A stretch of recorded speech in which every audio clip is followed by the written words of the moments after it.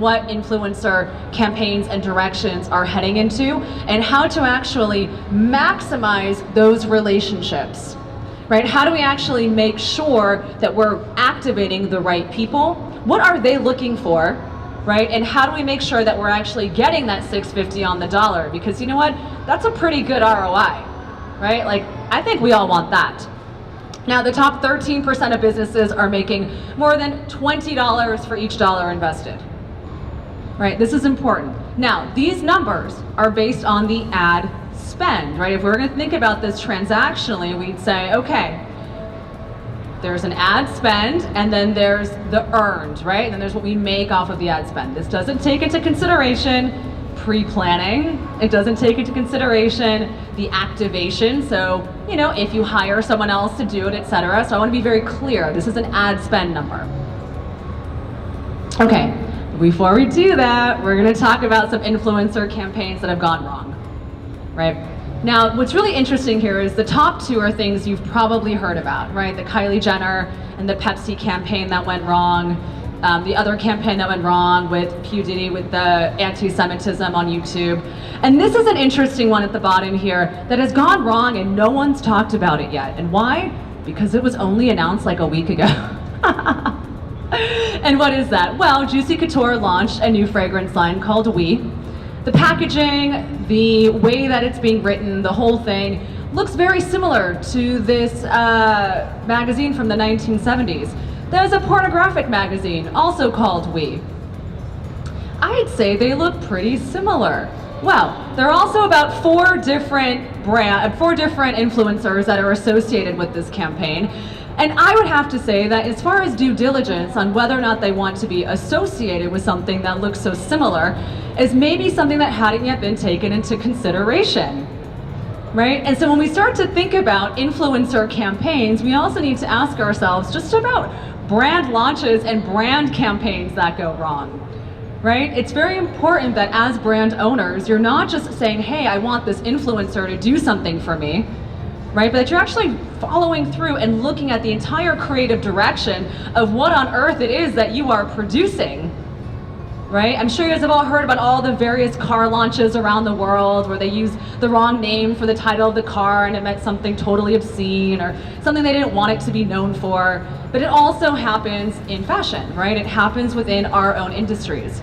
So as you guys are looking at new product launches, it's super important that you ask yourselves about what it is the brands are and the new extensions and what you're launching.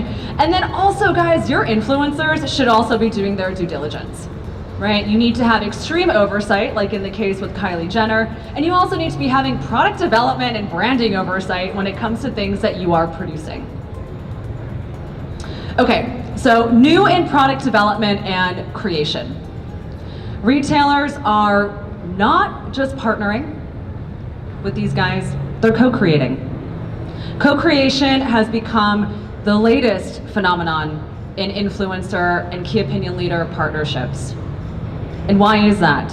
Well, key opinion leaders no longer want to be looked at as highly transactional, right? They don't just want to post something up there once and have it not be relevant. They're looking for longer term sustenance in terms of financial income. They're also looking to have an impact because guess what? They know they can have an impact.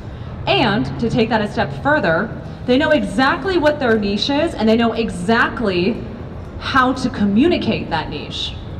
So when partnering with an influencer for a longer term strategy, it's important to ask yourself, hey, it's not just gonna be anybody. It's not just gonna be the cheapest person I can find.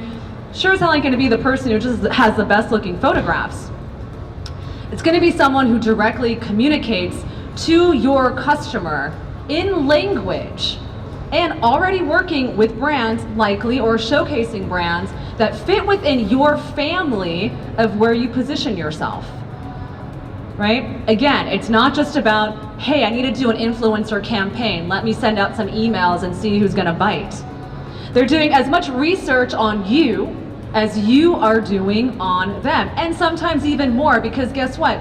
There are sometimes hundreds and thousands or millions of followers who are waiting to hear from them. And if they steer them in the wrong direction, well, their credibility goes down, right? So they are in the business of reputation building and reputation management. Now, some really exciting things that have been happening in product development. Jaclyn Hill and Becca Cosmetics, really exciting product launch, right? That product launch sold out within a day, right? Within a day. We're talking about $3.5 million in a day. Like, that is big money. And what did they do? Well, Jaclyn didn't just say, hey, I'm gonna let you slap my name on this thing. They created content together about the making of, right? They collaborated on what the creative direction and packaging and what everything was going to look like. It wasn't just about slapping a name and pushing out 1 or 2 campaign images. It was a more cohesive marketing launch and campaign strategy. So guys, you can't pull that off in a month. If someone asks you, hey, what's your influencer strategy? You can be like, oh yeah, well next month we're gonna partner up with influencers. We're like, what does that even mean? Right? How are you gonna do that in 3 weeks? How are you gonna find the right people, set up the right budgets, get the right infrastructure together, create the content, have oversight, execute and deliver it with the right budgets in like 3 weeks? You shouldn't. Even if you think you can, you shouldn't, right? Because chances are you're gonna waste so much money. So like, stop the bleeding. Stop trying to like rush these things. It's so much better to take your time and build it out, because guess what? Influencers, they've got a schedule. They have a timeline, right? They're working with brands on their timeline, right? Very, very important to take that into consideration. They are not necessarily just waiting for you, right?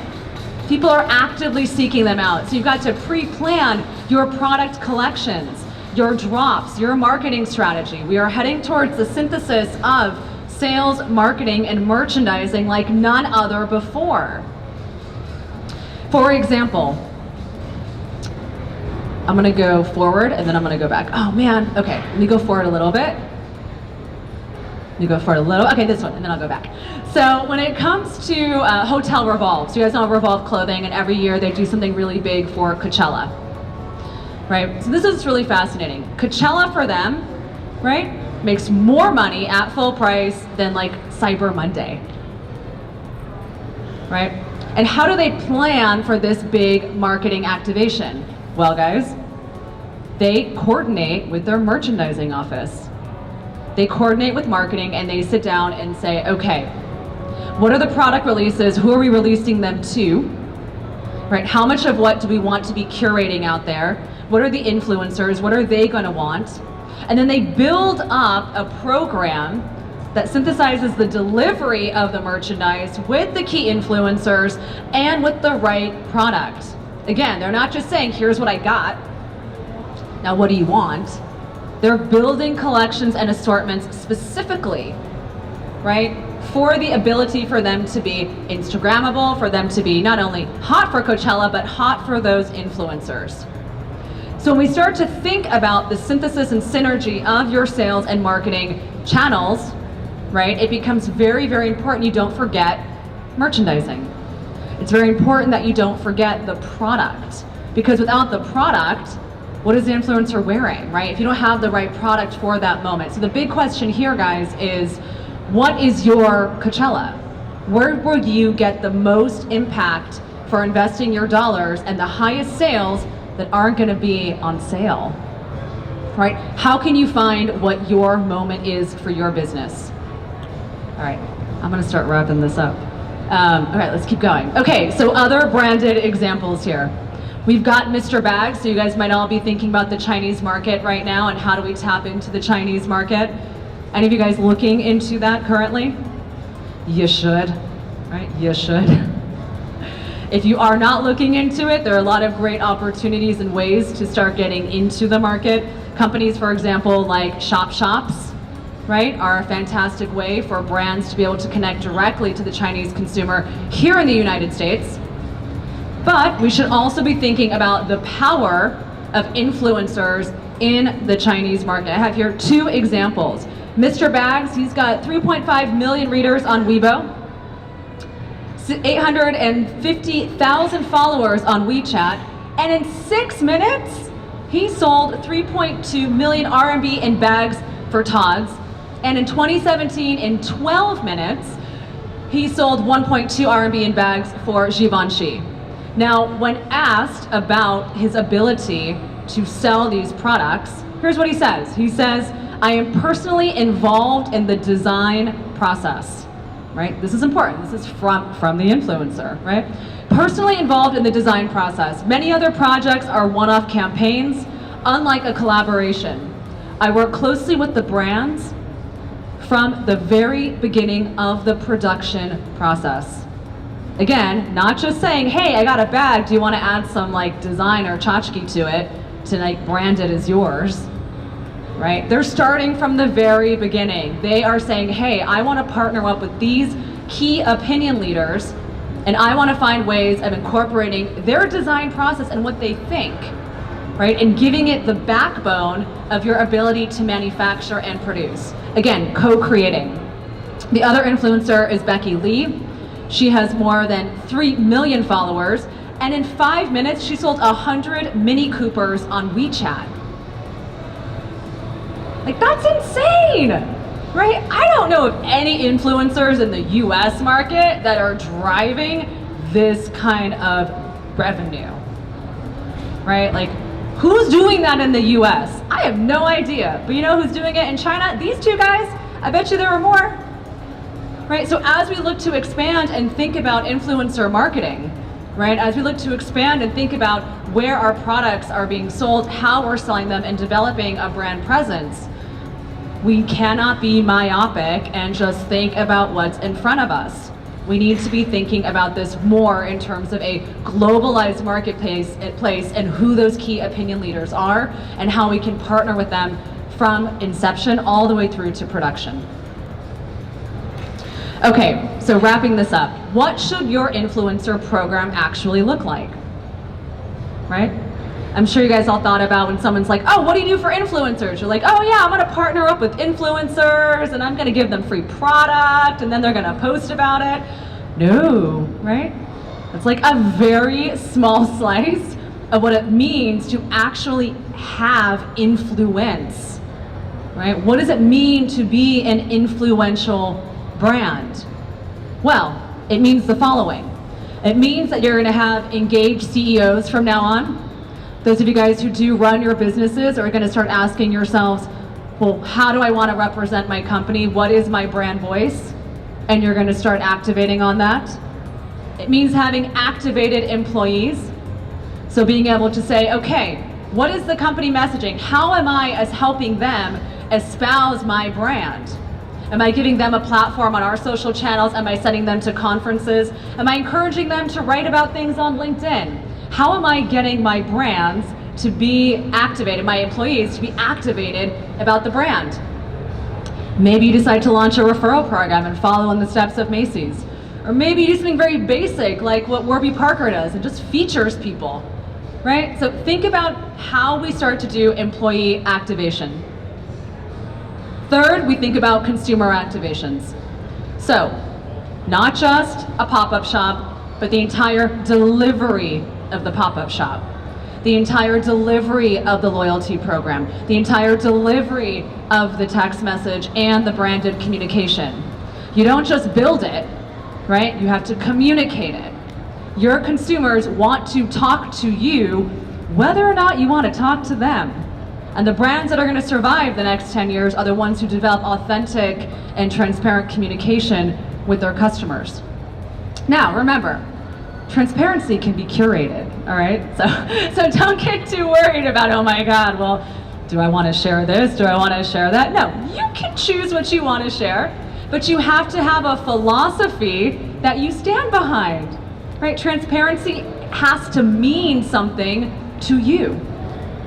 Next, you want to have appropriate celebrity placements. We're going to rethink what that means for your businesses, right? Who are the people out there? Are there politicians, other CEOs, right? Advocacy people, like who are the people out there who have the attention, who are celebrities in their own spaces, right? Maybe they're not on the movie set, but maybe they're on the news every night. To me, that's a lot of reach, right? So when we think about thinking about celebrity, I think that's so important as we think about influencer programming. And then lastly, guys, product collaborations and long-term key opinion leader activations.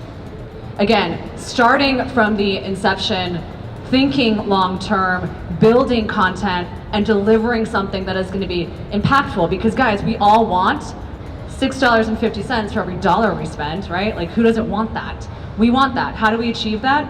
We don't rush the process. We take our time, and we make sure it gets delivered to the right consumer with the right message. All right, guys, thank you very, very much. I skipped over a couple slides, but I'm certainly here if any of you guys want to talk more about the sphere of influence. Otherwise, enjoy your day at the shows, and thank you very much.